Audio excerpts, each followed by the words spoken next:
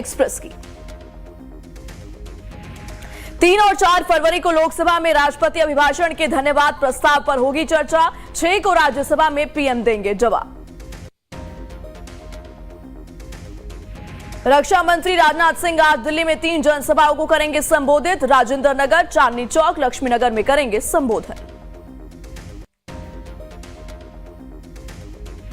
चुनाव से ठीक पहले अरविंद केजरीवाल ने आम आदमी पार्टी कार्यकर्ताओं को दिया खास मैसेज। वीडियो में केजरीवाल ने कहा, आज मैं आम आदमी पार्टी के सभी वॉलंटियर से बात करना चाहता हूं। ये साफ हो गया है कि भारतीय जनता पार्टी चुनाव बुरी तरह से हार रही है। बीजेपी का कोई स्टंट नहीं चल रहा। आम आदमी पार्टी ऐतिहासिक जीत की तरफ बढ़ रही है।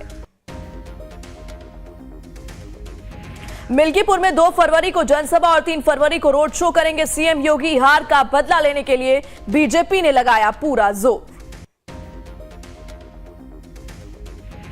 आज गोंडा आएंगे सीएम योगी। साइबेरियन पक्षियों का करेंगे अवलोकन। अमेजॉन से एमओयू पर करेंगे हस्ताक्षर। सीएम नीतीश कुमार 2 फरवरी को जाएंगे बांका। विकास कार्यों का करेंगे उद्घाटन। कई महत्वपूर्ण परियोजनाओं का उद्घाटन और विकास कार्यों का करेंगे निरीक्षण।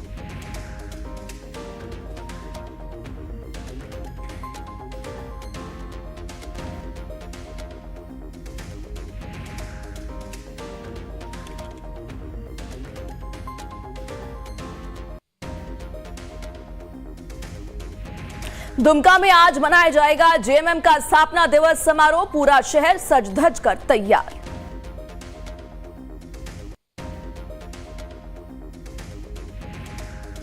बीजेपी नेता और जामा की पूर्व विधायक सीता सोरेन के घर वापसी की चर्चाएं तेज। हालांकि बसंत सोरेन ने इसे सिरे से खारिज किया। 2 फरवरी से आम जनता के लिए खुलेगा राष्ट्रपति भवन का अमृत उद्यान। लोग सप्ताह में 6 दिन सुबह 10 बजे से शाम 6 बजे के बीच उद्यान में जा सकेंगे।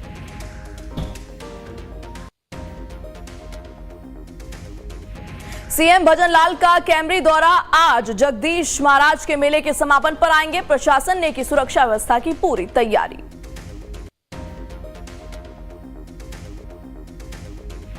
वित्त मंत्री निर्मला सीतारमण के नाम सबसे लंबे बजट भाषण का रिकॉर्ड। 2020-21 का भाषण भारतीय इतिहास का सबसे लंबा बजट भाषण। ये बजट भाषण 2 घंटे 42 मिनट तक चला। केंद्रीय वित्त मंत्री सीतारमण ने मिथिला पेंटिंग वाली साड़ी पहन पेश किया बजट। पद्मश्री दुलारी देवी ने वित्त मंत्री को भेंट की थी साड़ी। बजट पेश होने के बाद पीएम मोदी ने संबोधन में कहा, शानदार बजट के लिए वित्त मंत्री को बधाई। बजट से सेविंग बढ़ेगी, निवेश बढ़ेगा।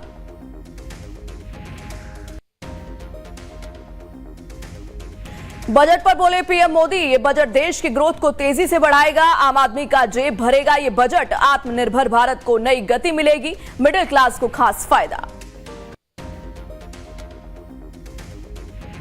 बजट पर पीएम मोदी का बड़ा बयान। बोले, टूरिज्म से रोजगार के नए अवसर मिलेंगे। पांडुलिपि संरक्षण की दिशा में कदम उठा रही है। कृषि क्षेत्र पर सरकार का पूरा फोकस। बजट में मैन्युफैक्चरिंग पर भी ध्यान दिया गया। बजट में मिडिल क्लास वालों के लिए बड़ी खुशखबरी। अब 12 लाख तक की आय पर नहीं लगेगा कोई इनकम टैक्स। बजट 3.0 में इनकम टैक्स स्लैब में बड़ा बदलाव। विदेश से आने वाले पैसे पर टैक्स छूट बढ़ी। टीसीएस 7 लाख से बढ़ाकर 10 लाख किया गया। 6 लाख तक नहीं लगेगा टीडीएस।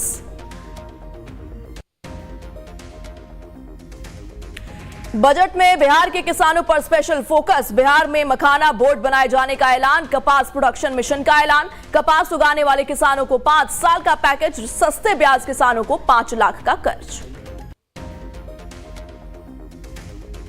बजट में छात्रों को बड़ा तोहफा। आईआईटी में सीटों का इजाफा करने का ऐलान। आईआईटी पटना में खुलेगा हॉस्टल। बजट में आईआईटी पटना के विस्तार पर लोगों ने जाहिर की खुशी। लोगों ने आईआईटी के बुनियादी ढांचे के विस्तार के मोदी सरकार के फैसले का किया स्वागत। आईआईटी पटना के निदेशक प्रोफेसर टीएन सिंह ने देश में आईआईटी के बुनियादी ढांचे के विस्तार के मोदी सरकार के फैसले की तारीफ की और कहा, इससे उन्हें संस्थान के लिए उज्जवल भविष्य की दिशा में काम करने की ज्यादा जिम्मेदारी मिली है।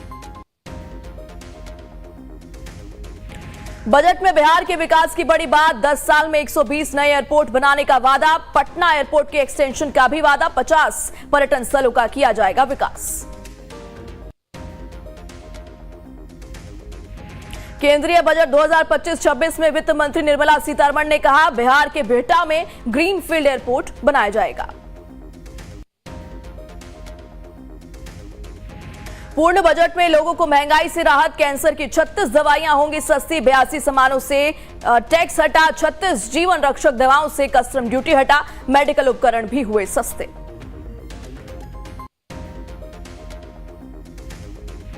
बजट में महंगाई से मिली राहत, बजट में मोबाइल फोन सस्ता, मोबाइल बैटरी भी सस्ती, एलईडी टीवी के साथ इलेक्ट्रॉनिक कारें भी हुई सस्ती।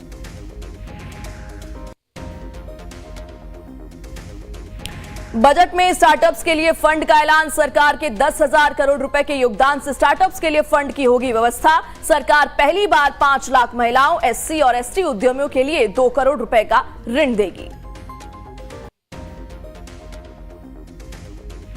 बजट में फुटवेयर के लिए योजनाओं का ऐलान, भारत के फुटवेयर और लेदर क्षेत्र के लिए सहायता के अलावा बिना लेदर वाले फुटवेयर के लिए भी योजना, 22 लाख नई नौकरी और 4 लाख करोड़ का कारोबार के साथ ही तकरीबन 1.1 लाख करोड़ से ज्यादा निर्यात की उम्मीद। बजट 2025 पेश करते हुए वित्त मंत्री निर्मला सीतारमण ने कहा, पिछले 10 साल में हमारे विकास और सुधारों ने दुनिया को आकर्षित किया, हमारी अर्थव्यवस्था तीव्र आर्थिक वृद्धि करने वाली अर्थव्यवस्था। केंद्रीय बजट 2025-26 को लेकर वित्त मंत्री निर्मला सीतारमण ने कहा, 10 साल में हमारे विकास और सुधारों ने दुनिया को आकर्षित किया, आज हमारी अर्थव्यवस्था तीव्र आर्थिक वृद्धि करने वाली अर्थव्यवस्था है। केंद्रीय बजट 2025-26 में उच्च उपज के राष्ट्रीय मिशन के तहत उठाया गया अहम कदम, जुलाई 2024 से बीजों की 100 किस्में की गई जारी। केंद्रीय बजट 2025-26 को लेकर वित्त मंत्री ने कहा, ग्रामीण विकास के निर्माण पर जोर।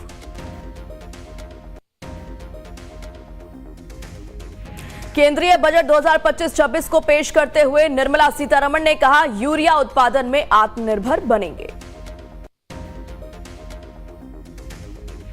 केंद्रीय बजट 2025-26 को लेकर वित्त मंत्री ने कहा, उच्च गुणवत्ता वाले खिलौनों के लिए होगा अलग क्लस्टर। वित्त मंत्री निर्मला सीतारमण ने कहा, स्टार्टअप शुरू करने के लिए अनुसूचित जाति जनजाति की 5 लाख महिलाओं के लिए नई योजना की शुरुआत होगी।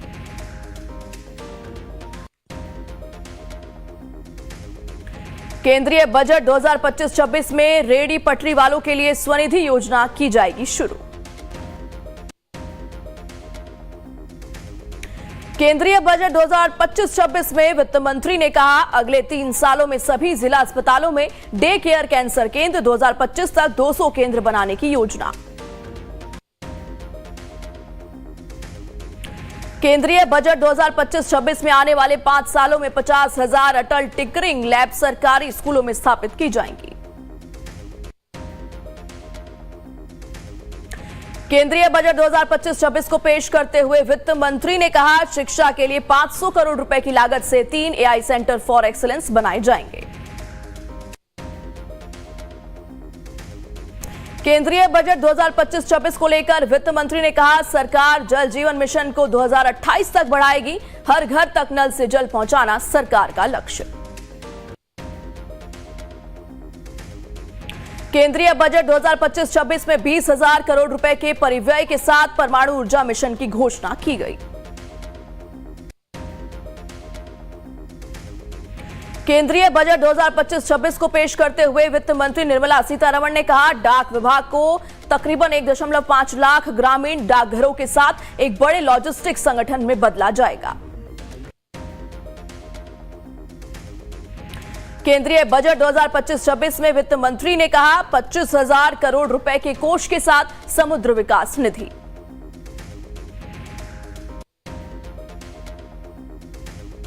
केंद्रीय बजट 2025-26 में उड़ान क्षेत्रीय संपर्क योजना में 120 नए गंतव्यों को किया गया शामिल। केंद्रीय बजट 2025-26 को पेश करते हुए वित्त मंत्री निर्मला सीतारमण ने कहा, स्वामी फंड को एक मिश्रित वित्तीय सुविधा के तौर पर किया गया स्थापित। वित्त मंत्री निर्मला सीतारमण ने कहा, मध्यम वर्गीय आवास परियोजना के लिए 15,000 करोड़ रुपए का स्वामी फंड।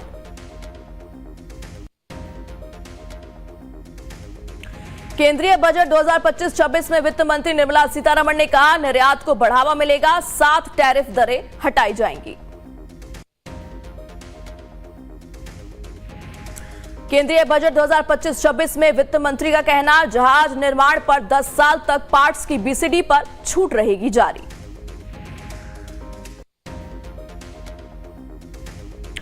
केंद्रीय बजट 2025-26 में वित्त मंत्री निर्मला सीतारमण ने कहा, कपड़ा उत्पादों के घरेलू उत्पादन को बढ़ावा मिलेगा।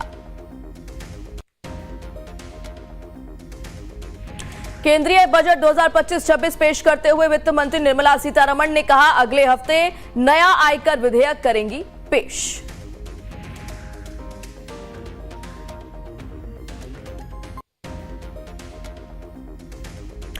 केंद्रीय बजट 2025-26 को लेकर वित्त मंत्री निर्मला सीतारमण ने कहा, सभी आयकर स्लैब और आयकर दरों में बदलाव का प्रस्ताव। केंद्रीय बजट पर नेता प्रतिपक्ष राहुल गांधी ने कसा तंज, कहा, गोली के घाव पर बैंड एड, वैश्विक अनिश्चितता के बीच हमारे आर्थिक संकट को हल करने के लिए बड़े बदलाव की आवश्यकता थी।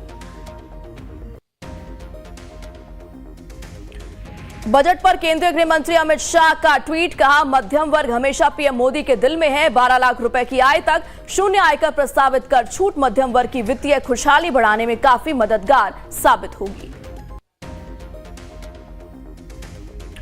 रक्षा मंत्री राजनाथ सिंह की बजट पर प्रतिक्रिया आई सामने, ट्वीट कर लिखा, बजट युवाओं, गरीबों, किसानों, महिलाओं के साथ साथ समाज के सभी वर्गों और क्षेत्रों के विकास को बढ़ावा देगा। मैं पीएम और वित्त मंत्री को इस ऐतिहासिक बजट के लिए बधाई देता हूं।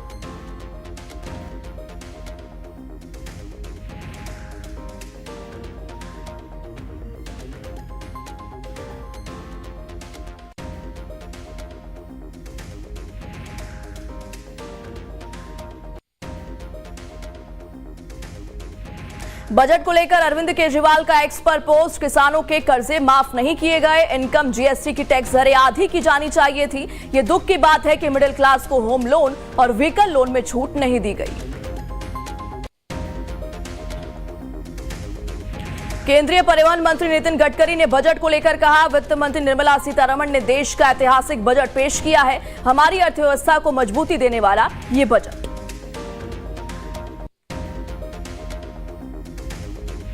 यूपी के सीएम योगी आदित्यनाथ ने बजट पर दिया बयान, कहा, पीएम मोदी के विजन के तहत पेश हुआ बजट, ये बजट विकसित भारत की दिशा में उठाए गए कदमों को आगे बढ़ाएगा।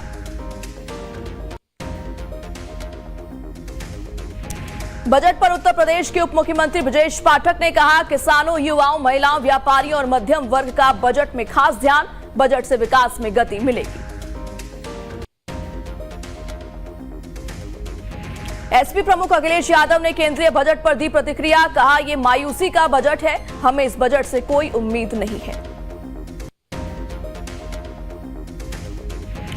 बजट को लेकर मायावती का एक्स पर पोस्ट, बीजेपी का बजट भी कांग्रेस की ही तरह है, राजनीतिक स्वार्थ का अधिक और जनदेश हित का कम लगता है।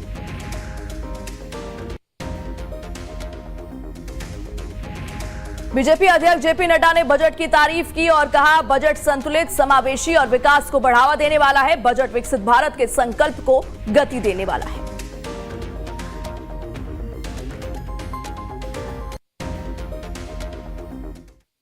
खबरें और भी हैं, जुड़े रहिए लाइव टाइम्स के साथ।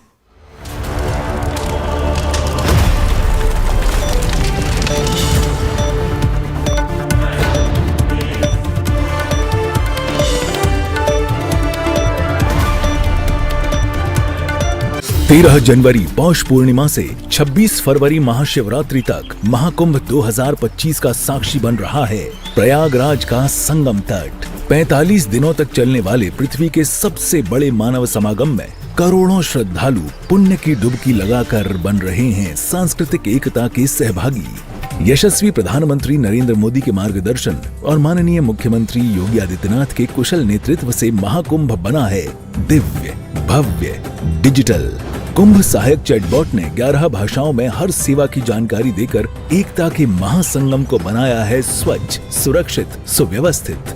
नए घाट, रिवर फ्रंट रोड, पांटून पुल, फ्लाईओवर, चमचमाती सड़कें, पार्किंग, हजारों बस और ट्रेन, नवीन एयरपोर्ट टर्मिनल, आधुनिक टेंट सिटी जैसी सुविधाओं से पुण्य स्नान हुआ है आसान।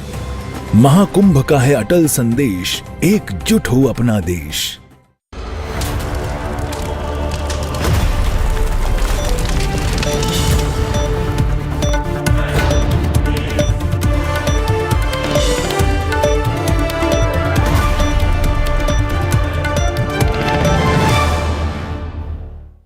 एक बार फिर से आप सभी का बहुत बहुत स्वागत लाइव टाइम्स पर। रुक करते हैं सुपरफास्ट खबरों का। आरजेडी नेता तेजस्वी यादव ने बजट पर किया हमला। कहा, बजट में जुमलेबाजी और पुरानी घोषणाओं की भरमार। बिहार को विशेष राज्य का दर्जा न देने पर की सरकार की आलोचना।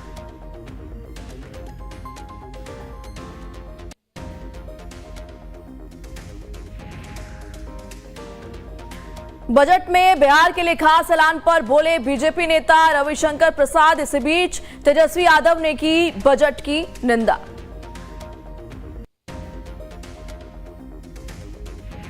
बजट में बिहार के लिए खास ऐलान पर बोले बीजेपी नेता रविशंकर प्रसाद। पीएम मोदी मानते हैं कि बिहार का विकास होगा तो देश का विकास होगा।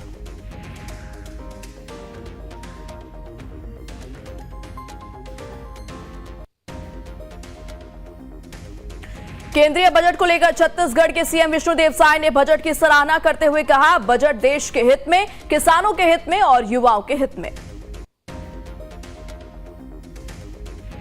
बजट पर बोले केंद्रीय मंत्री शिवराज सिंह चौहान। बजट में कृषि क्षेत्र और किसान को सबसे ज्यादा अहमियत दी गई। बजट से किसानों का मनोबल बढ़ेगा। गुजरात के मुख्यमंत्री भूपेंद्र पटेल ने केंद्रीय बजट 2025-26 की सराहना की। बजट पर बोले सीएम। कहा, इस बजट में इनकम टैक्स की घोषणा से राहत, 12 लाख रुपए की सालाना आय तक, जीरो टैक्स सबसे खास। बजट पर बोले केंद्रीय मंत्री पीयूष गोयल। परमाणु ऊर्जा संयंत्र प्रदूषण कम करेंगे, ग्रिड को बनाए रखेंगे। रिन्यूएबल एनर्जी को बढ़ावा देने के लिए दुनिया भारत की ओर देखेगी। शिवसेना उद्धव गुट के नेता आदित्य ठाकरे की बजट पर प्रतिक्रिया आई सामने। ट्वीट कर लिखा, बजट में महंगाई के समाधान का कोई जिक्र नहीं, बजट बिहार के लिए है। छत्तीसगढ़ के बीजापुर में सुरक्षा बलों और नक्सलियों के बीच मुठभेड़। सुरक्षा बलों ने सर्चिंग में 8 नक्सलियों का शव किया बरामद। मौके से कई हथियार बरामद। सर्चिंग अभियान जारी। महाकुंभ में अमृत स्नान करने आए नागा साधु बने आकर्षण का केंद्र। साधु ने कहा, सनातन धर्म की रक्षा के लिए हमारा जन्म हुआ है। सनातनी हिंदू अभी इकट्ठा नहीं हुए तो फिर कभी इकट्ठा नहीं हो सकते। झारखंड के पलामू में पुलिस ने किया बड़ा खुलासा। पुलिस ने मोहम्मद इमामुद्दीन हत्याकांड मामले के आरोपी को किया गिरफ्तार। आरोपी के पास से पिस्तौल और कारतूस बरामद। यूपी के हापुड़ में साइबर क्राइम पुलिस को मिली बड़ी कामयाबी। सोलर पंप दिलाने के नाम पर ठगी करने वाले ठग को किया गिरफ्तार। कृषि विभाग के अधिकारी बनकर ठगी को देते थे अंजाम। यूपी के जौनपुर से मारपीट का मामला आया सामने। पुरानी रंजिश को लेकर 2 गुट आपस में भिड़े। मामले की जांच में जुटी पुलिस। छत्तीसगढ़ के जशपुर में मानव तस्करी के मामले में पुलिस को मिली बड़ी कामयाबी। पुलिस कर्नाटक से नाबालिग बच्चियों को लाई वापस। नौकरी दिलाने के बहाने ले गए बच्चियों को कर्नाटक लेकर गए थे आरोपी। जम्मू से लूट की बड़ी वारदात आई सामने। सीसीटीवी में कैद हुई पूरी घटना। तकरीबन 1.5 करोड़ रुपए की ज्वेलरी लेकर फरार हुए लुटेरे। जांच में जुटी पुलिस। यूपी के श्रावस्ती में संदिग्ध हालत में सरकारी शिक्षक की लाश मिलने से इलाके में मचा हड़कंप। लाश के पास मिला अवैध तमंचा। पुलिस जांच में जुटी। लखीमपुर खीरी में पुलिस और गौ तस्कर के बीच मुठभेड़ के दौरान 25,000 के इनामी गौ तस्कर को किया गिरफ्तार। सहारनपुर में चेकिंग के दौरान पुलिस और बदमाशों के बीच मुठभेड़ में एक बदमाश के पैर में लगी गोली। बदमाशों के पास से गौकशी के उपकरण हुए बरामद। भोपाल में प्रदेश अध्यक्ष बीडी शर्मा के काफिले को टक्कर मार भागा ट्रक, एक पुलिसकर्मी को भी मारी टक्कर, आरोपी गिरफ्तार। यूपी के बदायूं में बड़ा सड़क हादसा, पिकअप की टक्कर से खाई में गिरी कार में आग लगने से ड्राइवर की मौत, 2 पुलिसकर्मी झुलसे। लखनऊ में तालाब में कार के डूबने से 2 अधिवक्ताओं की दर्दनाक मौत, जानकारी मिलते ही मौके पर पहुंची स्थानीय पुलिस, मामले की जांच में जुटी। गाजियाबाद में गैस सिलेंडर से भरे ट्रक में लगी भीषण आग, धमाके से लोगों में दहशत का माहौल। बजट के बाद फ्लैट बंद हुआ बाजार, सेंसेक्स में 5 अंक की तेजी और निफ्टी में 26 अंक की गिरावट, बीएसई मिड कैप 212 अंक गिरा। सूडान में पैरामिलिट्री फोर्स का बाजार में आम लोगों पर हमला, 56 की मौत, 158 घायल, 2 साल से देश में जंग जारी। अमेरिका में बसे प्रवासियों को कोलंबियाई राष्ट्रपति ने देश बुलाया, कहा जितनी जल्दी हो लौट आए, बिजनेस करने के लिए पैसे मिलेंगे।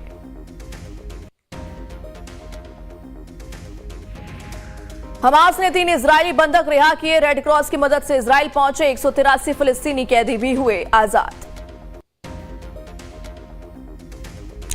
पाकिस्तान में सेना और बलोच विद्रोहियों की मुठभेड़, 18 सैनिकों की मौत, 23 आतंकी भी मारे गए, बलूचिस्तान में सेना का ऑपरेशन जारी। अमेरिका के फिलाडेल्फिया में प्लेन क्रैश, उड़ान के 30 सेकंड बाद घरों पर गिरा, प्लेन में सवार 6 लोगों की मौत की आशंका।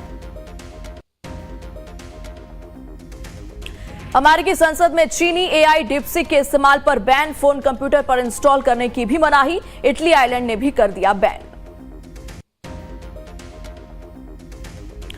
हॉकी इंडिया लीग में बंगाल टाइगर्स ने हैदराबाद तूफान्स को हराकर जीता खिताब, खिताब के विजेता बंगाल टाइगर्स को ट्रॉफी के अलावा 3 करोड़ रुपए मिले, जबकि हैदराबाद तूफान को उपविजेता बनने पर मिले 2 करोड़ रुपए।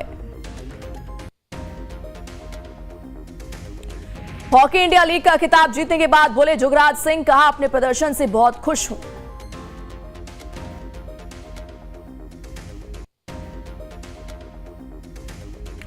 बीसीसीआई ने तेंदुलकर को लाइफ टाइम अचीवमेंट अवार्ड दिया, बुमराह और मंधाना बेस्ट क्रिकेटर, सरफराज को बेस्ट डेब्यू, अश्विन को स्पेशल अवार्ड। विराट के मैच में दूसरी बार मैदान में घुसे फैंस, सिक्योरिटी तोड़कर 3 लोग कोहली की ओर दौड़े, 30 जनवरी को भी हुई थी इसी तरीके की घटना। लेजेंड 90 लीग 6 फरवरी से रायपुर में शुरू होगी, ओपनिंग मैच में रैना और धवन आमने सामने, 7 टीमें खेलेंगी टूर्नामेंट।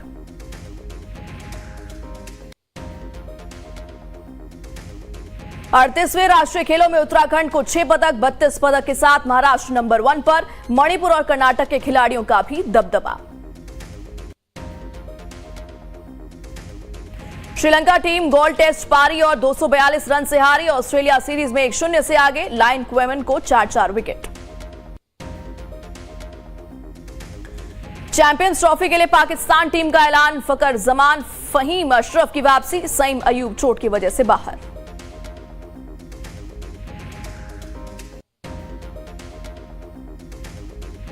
अभिनेता अक्षय कुमार की फिल्म स्काई फोर्स ने बॉक्स ऑफिस पर कमाए 100 करोड़ से ज्यादा रुपए।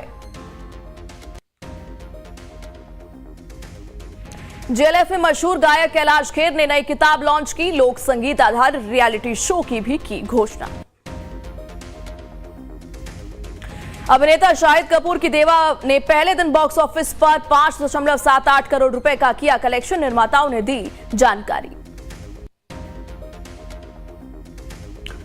दूसरी बार दूल्हा बनेंगे प्रतीक बब्बर, वैलेंटाइन डे पर एक्ट्रेस प्रिया बनर्जी संग लेंगे 7 फेरे, 2 साल पहले हुआ था तलाक। सैफ के बेटे इब्राहिम की डेब्यू फिल्म का पोस्टर रिलीज, खुशी कपूर के साथ दिखेंगे, करण जौहर हैं प्रोड्यूसर। आज की फिल्मों में 80s और 90s जैसी बात नहीं, राकेश रोशन बोले कहानी तो अच्छी होती है लेकिन भावनाएं नजर नहीं आती। मेल डोमिनेंसी वाली फिल्मों के खिलाफ